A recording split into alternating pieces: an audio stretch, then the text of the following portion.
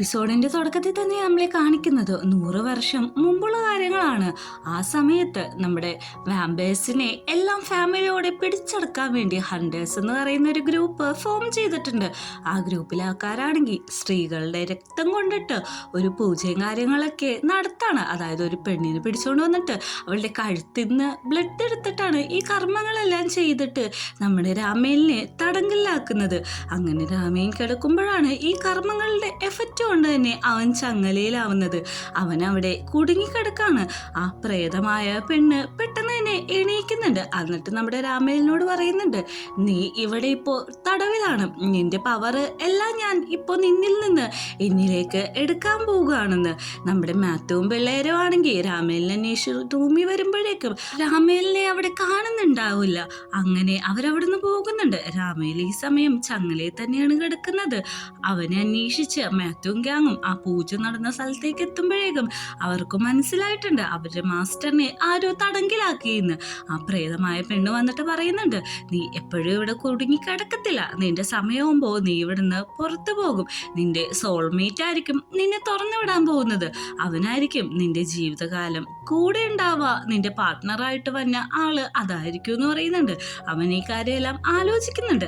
അങ്ങനെ നമ്മുടെ മാത്യു ആണെങ്കിൽ നിന്നെ പിടിച്ചിട്ട് നിൽക്കാണ്. ആ സമയത്ത് അങ്ങോട്ടേക്ക് രാമേല് വന്നിട്ട് അവനെ കൃത്യസമയത്ത് തന്നെ രക്ഷിക്കുന്നുണ്ട്. നിന്റെ ഈ അവസ്ഥക്ക് കാരണം ഞാനാണ്, ഇനി ഞാൻ നിന്നെ പ്രൊട്ടക്ട് ചെയ്തോളാം, ഇങ്ങനത്തെ ഒരു സിറ്റുവേഷൻ ഞാൻ നിന്റെ ലൈഫിൽ ഉണ്ടാക്കില്ലെന്ന് അവനോട് രാമേല് പ്രോമിസ് ചെയ്യാണ്. അവൻ ബോധത്തിട്ട് വരാൻ വേണ്ടിയിട്ട് രാമേല് അവനെ ഒന്ന് കിസ്സും കൂടി ചെയ്യുന്നുണ്ട്. അടുത്ത സീനിൽ നമ്മളെ കാണിക്കുന്നത് എന്നാണെങ്കിൽ ഉറക്കത്തിൽ നിന്ന് എണീറ്റ് ഇരിക്കുകയാണ്. അവനോട് പറയുന്നുണ്ട്, ഇന്നലെ നടന്നതൊന്നും നീ ആലോചിക്കണ്ടെന്ന്. പക്ഷെ അവനെ ആരോ കിസ് ചെയ്തത് അവന് ഓർമ്മയുണ്ട്. അത് തന്നെ ആലോചിച്ചിരിക്കുമ്പോഴാണ് മാത്യു അങ്ങോട്ട് വരുന്നത്. മാത്യു വന്ന് ക്ഷമ ചോദിച്ചതിന് ശേഷം അവന് ഡ്രസ്സും കാര്യങ്ങളൊക്കെ കൊടുക്കുന്നുണ്ട്. എന്തിനാണ് ഈ ഡ്രസ്സെല്ലാം എനിക്ക് തന്നേക്കുന്നതെന്ന് നോക്കുമ്പോഴേക്കും, നിനക്ക് ഇനി ഇവിടെ നിന്ന് അങ്ങനെയൊന്നും പോകാൻ പറ്റത്തില്ല, കാരണം നീ ഇപ്പം ഞങ്ങളുടെ ഗ്യാങ്ങിൽ ഒരാളാണല്ലോ, ഇവന് ഈ പവർ കിട്ടണവരെ ഇവിടെ നിൽക്കണമെന്ന് മാത്യു പറയുന്നുണ്ട്. നിന്റെ കടയുടെ കാര്യങ്ങളൊന്നും ആലോചിച്ച് വിഷമിക്കണ്ട, ഞങ്ങൾ അവിടെ ഓൾറെഡി ആ കാര്യം നിർത്തിയിട്ടുണ്ടെന്നാണ് പറയുന്നത്. അങ്ങനെ അവൻ രാത്രി കിടക്കുന്നുണ്ടെങ്കിലും അവന് ഉറക്കം വരുന്നില്ല. അവൻ എണീറ്റ് പോയി ലൈബ്രറി നോക്കുന്നുണ്ട്. അവിടെ നിറച്ചധികം തന്നെ പുസ്തകങ്ങൾ ഇരിക്കുന്നുണ്ട്. അതിൽ നിന്ന് അവനൊരു പുസ്തകം സെലക്ട് ചെയ്യുന്നുണ്ട്. ആ പുസ്തകം തുറന്നു നോക്കുമ്പോൾ ഈ വാമ്പേഴ്സിന്റെ ചരിത്രങ്ങളും കാര്യങ്ങളൊക്കെ ആയിരിക്കും.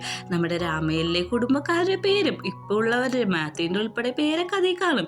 നീ എന്താ ഇവിടെ ചെയ്യുന്നതെന്ന് പുറകെ കൂടി വന്ന് നോക്കുമ്പോൾ അവൻ പേടിച്ചു പോകുന്നുണ്ട്. ഞാൻ ചുമ്മിരുന്നപ്പോൾ പുസ്തകം വായിക്കാൻ വന്നാന്ന് പറയുന്നുണ്ട്. ഈ പുസ്തകം ഞങ്ങളുടെ ഫാമിലി റെക്കോർഡാണ്, അതിൽ തിയറീസ് ഒന്നുമില്ല എന്ന് പറയുന്നുണ്ട്. അങ്ങനെ അവരവിടെ വർത്താനം പറഞ്ഞ് കാണും. ഇവരിങ്ങനെ ക്ലോസ് ആയിട്ട് വന്ന് കാണുമ്പോഴേക്കും ഞാൻ അവിടുന്ന് അപ്പം തന്നെ പോകാണ്. അങ്ങനെ അവൻ പിറ്റേ ദിവസം രാവിലെ ഉറങ്ങി എണീക്കുമ്പോഴേക്കും കണ്ണൂർന്ന് നോക്കുമ്പോൾ നേരെ കാണുന്നത് രാമേലിനാണ്. നീ എങ്ങനെയാണ് ഇവിടെ കയറി വന്നതെന്ന് ചോദിക്കുന്നുണ്ട്. ഞാൻ നിന്നെ കുറേ മുട്ടി, നീ തുറന്നില്ല, അപ്പം എനിക്ക് പേടിയായി, നിനക്ക് എന്തെങ്കിലും പറ്റിയോന്ന്, അതുകൊണ്ട് ഞാൻ ഡോറ് പൊളിച്ചു, അങ്ങനെയാണ് അകത്തേക്ക് കയറിയെന്ന് പറയുന്നുണ്ട്. അവൻ അവിടുന്ന് പോയ ശേഷം നമ്മുടെ പെണ്ണാണെങ്കിൽ കട്ടിലിൽ നിന്ന് താഴത്തേക്ക് ഇറങ്ങാൻ നേരത്ത് അവൻ അവിടെ ഇട്ടിട്ട് പോയ ആ ഡോറിന്റെ പീസ് അവന്റെ കാലിൽ കൊണ്ടിട്ട് നന്നായിട്ട് ഹേർട്ടാവുന്നുണ്ട്. ഇവന് എന്ത് ചെയ്യുന്നോർത്താണ് പന്നിരിക്കുന്നത്. മാത്യു ആണെങ്കിൽ ഈ ഫോട്ടോ എങ്ങനെയാണ് കംപ്ലൈന്റ് ആയത് എന്നുള്ളത് അന്വേഷിക്കാൻ വേണ്ടി പോയേക്കാണ്. കുറെ നേരം എടുത്ത് അവൻ CCTV ദൃശ്യങ്ങൾ സൂം ചെയ്ത് നോക്കുന്നുണ്ട്. ജെറ്റും ആ ലേഡിയും അവിടെ ഉണ്ട്. ജെറ്റ് പറയുന്നുണ്ട്, നീ ഇത് ഞങ്ങൾക്ക് വിട്ടേക്ക്, ഞങ്ങൾ കണ്ടുപിടിച്ചു തരാന്ന്. അതിന്റെ ആവശ്യമില്ല, ഞാൻ തന്നെ ചെയ്തോളാന്നാണ് പറയുന്നത്. ഈ സമയം രാമയിലും പന്നുവാണെങ്കിൽ അവരുടെ ആ ബ്രദേഴ്സിലെ ഒരാളെ കാണാൻ പോയേക്കാണ്. അവനെ നമുക്ക് ബ്ലാക്ക് എന്ന് വിളിക്കാം, കാരണം അവന്റെ പേര് കുറച്ച് ഡിഫിക്കൽട്ടാണ്, പറയുമ്പോൾ പ്രൊണൗൺസ് കറക്റ്റ് ആവുന്നില്ല, അതുകൊണ്ടാണ് ബ്ലാക്ക് എന്ന് വിളിക്കുന്നത്. അവനാണെങ്കിൽ ഈ മന്ത്രവാദി പോലത്തെ പരിപാടിയാണ്. ഒരു പെണ്ണ് അവിടെ ഇരിക്കുന്നുണ്ട്. അവളുടെ മേത്തേക്ക് ഒരു കാക്കയുടെ തൂവൽ വന്ന് വീഴുന്നുണ്ട്. അവളോട് അടുത്ത് വന്ന് കാര്യം പറയാൻ പറയുന്നു. ബ്ലാക്കിനോട് പറയുന്നത്, എൻ്റെ ബോയ് ഫ്രണ്ടിനെ കാണാനില്ല, ഒന്ന് കണ്ടുപിടിച്ചു തന്നോ എന്നാണ്. അവള് അങ്ങനെ പറയുമ്പോൾ അവളുടെ തലയെ തൊട്ട് അവൻ ആലോചിക്കുന്നുണ്ട്. പക്ഷേ ഈ സമയം അവളുടെ ബോയ് ഫ്രണ്ട് വേറൊരു പെണ്ണിൻ്റെ ഒപ്പം കറങ്ങി നടക്കുകയായിരിക്കും. അവളോട് പറയുന്നുണ്ട്, നീ ഇനി അവനെക്കുറിച്ച് ആലോചിച്ച് സമയം കളയണ്ട, പുതിയൊരു ലൈഫ് ബിൽഡ് ചെയ്യാൻ നോക്ക്, അവനെക്കുറിച്ച് ആലോചിച്ച് വിഷമിക്കണ്ട, അവനിനി ഒരിക്കലും തിരിച്ചു വരാൻ പോണില്ലെന്ന്, നീ കുറച്ച് എൻ്റെ അടുത്തേക്ക് ചേർന്നിരിക്കാൻ പറയുന്നുണ്ട്.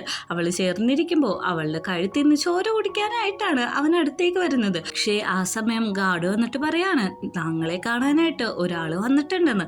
അവനങ്ങനെ പുറത്തേക്ക് ഇറങ്ങി നോക്കുമ്പോഴേക്കും നമ്മുടെ രാമേലും പന്നി തന്നെയായിരിക്കും. അവനോട് ചോദിക്കുന്നുണ്ട് നീ എന്താ ഇങ്ങോട്ട് വന്നേന്ന്. നിന്നെ കാണാൻ വേണ്ടിയിട്ടാണ് വന്നത്. നിനക്കറിയാലോ എൻ്റെ പവറെല്ലാം നഷ്ടമായി, അതെനിക്ക് തിരിച്ചു കിട്ടാൻ വേണ്ടി സഹായിക്കണമെന്ന് പറയുന്നുണ്ട്. പക്ഷെ ബ്ലാക്ക് പറയാണ് എനിക്ക് പറ്റത്തില്ല, ഞാനിപ്പോൾ ഇത്രയും വളർന്നു, ഞാൻ ആലോചിക്കാമെന്ന് പറയുന്നുണ്ട്. ഇതേ സമയം രാമയിലാണെങ്കിൽ ഡോക്ടറായിട്ടുള്ള ആ ചെക്കൻ്റെ അടുത്ത് ചെല്ലുന്നുണ്ട്.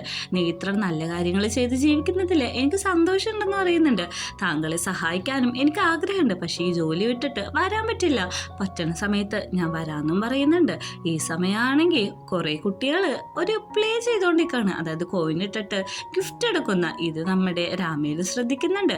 രാമേലാണെങ്കിൽ പന്നിനോട് ചോദിക്കുന്നുണ്ട് ആ ബ്രദേഴ്സ് എന്താണ് ചെയ്യുന്നതെന്ന്. അത് ബ്രദേഴ്സ് അല്ല, അവർ ഫ്രണ്ട്സാണ്, അവർ ഗെയിം കളിക്കാമെന്ന്. നമ്മുടെ പന്നാണെങ്കിൽ ഐസ്ക്രീം മേടിക്കാൻ പോയ സമയത്ത് രാമേല് അതൊന്ന് ട്രൈ ചെയ്യുന്നുണ്ട്. അങ്ങോട്ട് പാനും വന്നുണ്ട്. അവൻ വന്നിട്ട് എങ്ങനെയാണ് കളിക്കേണ്ടത്, അതിൻ്റെ ഗിയർ എങ്ങനെ കൺട്രോൾ ചെയ്യണം എന്നുള്ള കാര്യമൊക്കെ പറഞ്ഞു കൊടുക്കുന്നുണ്ട്. ഒരു പ്രാവശ്യം കൂടി കളിച്ചോട്ടെ എന്ന് നോക്കുമ്പോൾ പറ്റത്തില്ല, പൈസ കയറുന്നു, ഇനി കളിക്കാൻ പറ്റില്ല എന്നാണ് പറയുന്നത്. നീ ഐസ്ക്രീം കഴിക്കാൻ പറയുന്നുണ്ട്. ഐസ്ക്രീം കൊടുക്കുമ്പോൾ ഇതെന്ത് സാധനമാണെന്ന് പറഞ്ഞ് നക്കി നോക്കുന്നുണ്ട്. അയ്യോ ഇതിന് ഭയങ്കര തണുപ്പാണല്ലോ എന്ന് പറയുമ്പോൾ ഐസ്ക്രീം അങ്ങനെയാണ്, തണുത്തതായിരിക്കും, നല്ല ടേസ്റ്റ് ആണെന്ന് പറയുന്നുണ്ട്. അവനത് കഴിച്ചു നോക്കുമ്പോഴേക്കും അവന് ഒത്തിരി ഇഷ്ടപ്പെടുന്നുണ്ട്. അവരങ്ങനെ കഴിക്കുന്നുണ്ട്. പക്ഷെ എനിക്ക് ആ ഗെയിം കളിക്കണമെന്ന് പറഞ്ഞ് വെറുതെ വാശി പിടിക്കുകയാണ്. നമ്മുടെ പാനാണെങ്കിൽ നമ്മുടെ രാമയില് വലിച്ചോണ്ടാണ് അവിടെ നിന്ന് പോകുന്നത്. അങ്ങനെ രണ്ടുപേരും കൂടി കാറിന് പോവുകയാണ്. എന്നിട്ട് പ്രദേശ് വരാത്തതിൽ സങ്കടം ഉണ്ടോ എന്ന് ചോദിക്കുന്നുണ്ട്. എനിക്ക് സങ്കടമൊന്നുമില്ല, കാരണം അവർ രണ്ടുപേരും ഇപ്പം നല്ല നിലയിലല്ലേ, എനിക്ക് മനസ്സിലാവും, എനിക്ക് സ്വന്തമായിട്ട് ഒരു അനിയനുണ്ടെന്ന് നമ്മുടെ പാൻ പറയാണ്. പെട്ടെന്ന് തന്നെ രാമേൽ ഫോൺ വിളിച്ചിട്ട് പറയുന്നുണ്ട് ഹണ്ടേഴ്സ് ഇറങ്ങിയിട്ടുണ്ട്, നിങ്ങൾ നന്നായിട്ട് തന്നെ സൂക്ഷിക്കുക, കാരണം നിങ്ങളെ പിടിക്കാനായിട്ട് അവർ വരും, രാമേലിനെ കൊണ്ടുപോകാനാണ് അവർ ഉദ്ദേശമെന്നും പറയുന്നുണ്ട്. മാത്യു ആണെങ്കിൽ ഈ കാര്യമെല്ലാം വിളിച്ച് പറയുന്നത് കൊണ്ട് തന്നെ ഞങ്ങൾ ശ്രദ്ധിച്ചോളാം എന്ന് പറയുന്നുണ്ട്. അവനാണെങ്കിൽ ഒരു പേപ്പർ കട്ടിലെ ന്യൂസും കാര്യങ്ങളും അവർക്ക് പറഞ്ഞു കൊടുക്കുന്നുണ്ട്. അങ്ങനെ ഡ്രൈവ് ചെയ്ത് പോകുമ്പോഴാണ് ഒരു വണ്ടി അവരെ ഫോളോ ചെയ്യുന്നത് അവർക്ക് മനസ്സിലാവുന്നത്. ഞാൻ പെട്ടെന്ന് തന്നെ പറയുന്നുണ്ട് നീ സീറ്റ് ബെൽറ്റ് ഒക്കെ ഇട്ടിട്ടോ മര്യാദക്ക് ഇരിക്കണം കേട്ടോ, ഞാൻ വണ്ടി വേഗത്തിലെടുക്കാം, നിനക്ക് എത്രയും പെട്ടെന്ന് തന്നെ മാത്യുവിൻ്റെ അടുത്ത് എത്തണമെന്ന് പറയുന്നുണ്ട്. പക്ഷെ രാമേൽ ഇത് കേൾക്കാതെ വണ്ടിയിൽ നിന്ന് ചാടി ആ വന്ന വണ്ടിയുടെ ഉള്ളിട്ട് കയറുന്നുണ്ട്. ഞാനാണെങ്കിൽ ഇത് കണ്ടിട്ട് പേടിച്ച് കാറിൽ നിന്ന് ഇറങ്ങി നോക്കുന്നുണ്ട്. ആ വണ്ടിയുടെ ഉള്ളിൽ നിന്ന് അനക്കൊന്നുമില്ല. ഇതിലൂടെ തന്നെ മനസ്സിലാവുന്നുണ്ട് നമ്മുടെ രാമയിലാണെങ്കിൽ ആ രണ്ടുപേരും കഥ കഴിഞ്ഞിട്ടുണ്ടെന്ന്. അവനിങ്ങനെ നടന്നു വരുന്നത് നമ്മുടെ പാനാണെങ്കിൽ ഭയങ്കര പാനിക് അറ്റാക്കോടെയാണ് കണ്ടു നിൽക്കുന്നത്. ഇതേ സമയം ഡോക്ടർ നമ്മുടെ രാമേലിനെ കാണാൻ വരുമ്പോൾ കിളിയുടെ രൂപത്തിൽ അങ്ങോട്ടേക്ക് ബ്ലാക്കും വരുന്നുണ്ട്.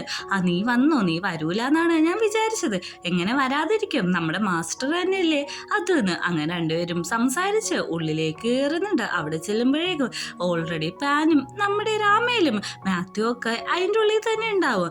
നമ്മുടെ രാമേല് പറയുന്നുണ്ട് നീ ഇങ്ങനെ ടെൻഷൻ ഒന്നും അടിക്കണ്ട, ഇനി ഞാൻ ഇങ്ങനെയൊന്നും കാണിക്കത്തില്ല, ടെൻഷൻ അടിക്കല്ലേ, എന്നോട് വഴക്കിട്ടില്ലേ എന്നൊക്കെ ചോദിച്ച് പ്രോമിസും ചോദിക്കുന്നുണ്ട്.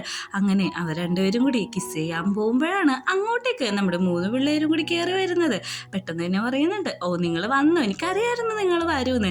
ഞാൻ വിളിപ്പിച്ച് വേറൊന്നുമല്ല, നമ്മളെയൊക്കെ പിടിക്കാൻ ഹണ്ടേഴ്സ് ഇറങ്ങിയിട്ടുണ്ട്, അതുകൊണ്ട് തന്നെ എത്രയും പെട്ടെന്ന് എൻ്റെ പവർ എനിക്ക് തിരിച്ചു വേണമെന്ന്.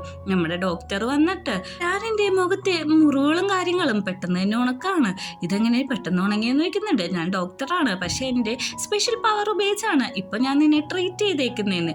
ഈ സമയം ബ്ലാക്ക് രാമേലിനോട് പറയുന്നുണ്ട് നമ്മൾ മനുഷ്യന്മാരെ ഒന്നും വിശ്വസിക്കാൻ പാടില്ല, അവരുടെ കൂട്ടത്തിലുള്ള ആരെയും നമ്മുടെ കൂട്ടത്തിൽ കൂട്ടാൻ പാടില്ലെന്ന് ഇൻഡയറക്റ്റ് ആയിട്ട് പറഞ്ഞിട്ട് അവിടെ നിന്ന് പോവാണ്. ഡോക്ടറും പറയുന്നുണ്ട് ഞാനും പോകാണ്, സമയമുള്ളപ്പോൾ വരാമെന്ന്.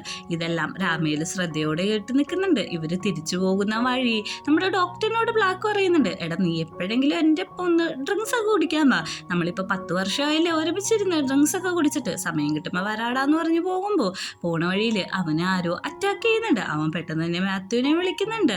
മാത്യുവിനോട് പറയുന്നുണ്ട് 5 നിമിഷമുണ്ട്, അതിനുള്ളിൽ വേഗം എത്തണമെന്ന്.